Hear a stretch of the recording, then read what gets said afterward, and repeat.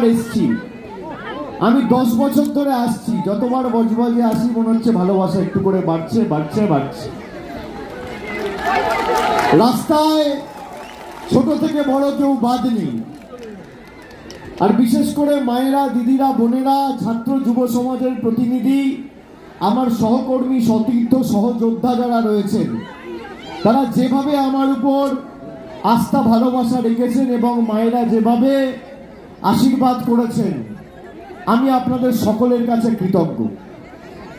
আমরা 6টার সময় প্রায় আজকে কর্মসূচি শুরু করেছি চড়িয়াল থেকে এই পূজালি ট্রাঙ্ক রোড ধরে এখানে প্রায় 3 কিলোমিটার রাস্তা। আমরা রোড শো করে মানুষের আশীর্বাদ দিতে দিতে এসেছি।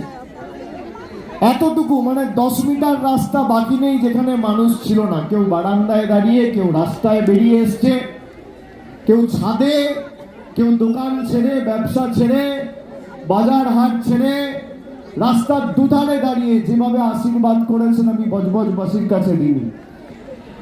আমি আপনাদের বলবো, আজকে ভোট ছিল, 6ম দফায় ভোট। আমার সে কারণে আজকে সভা শুরু করতে একটু দেরি হয়েছে, কেননা 8টা আসনে আজকে ভোট ছিল। 6ম দফায় ভোট আর আগামী 1 তারিখ আমাদের ভোট। আমি যখন ডায়মন্ড হারবারে আমার কর্মসূচি শুরু করেছিলাম, এখানে আমার সহকর্মী, মিউনিসিপ্যালিটির কাউন্সিলর থেকে শুরু করে ওয়ার্ড প্রেসিডেন্ট, টাউন প্রেসিডেন্ট থেকে শুরু করে অঞ্চলের সভাপতি, পঞ্চায়েত সমিতির মেম্বার, গ্রাম পঞ্চায়েতের প্রধান, কাউন্সিলর, আমি সকলকে বলেছিলাম যে ডায়মন্ড হারবার যেহেতু শেষ দফায় ভোট রয়েছে, আগে বাংলা বিরোধীদের মেরুদণ্ডটা অন্য লোকসভা কেন্দ্রগুলোতে ভাঙবো, তারপর আমি ডায়মন্ড হারবারে ঢুকবো। আমি আপনাদের বলছি, আমি আপনাদের থেকে অনুমতি নিয়ে গেছিলাম। 1ম দফা, 2য় দফা, 3য় দফা, 4র্থ দফা, 5ম দফা, 6ম দফায় ভোট হয়ে গেছে।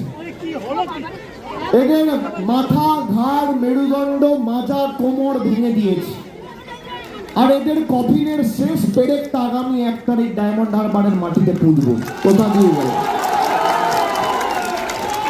যারা কোথায় কোথায় সারা বছর ধরে তৃণমূল কংগ্রেসের বাম্পাপান্ত করেছে আর আমাদের বাংলার গরিব খেটে খাওয়া শ্রমিক কৃষকের টাকা বন্ধ করেছে, তাদের জবাবটা আগামী 1 তারিখ আমাদের সকলকে দিতে হবে।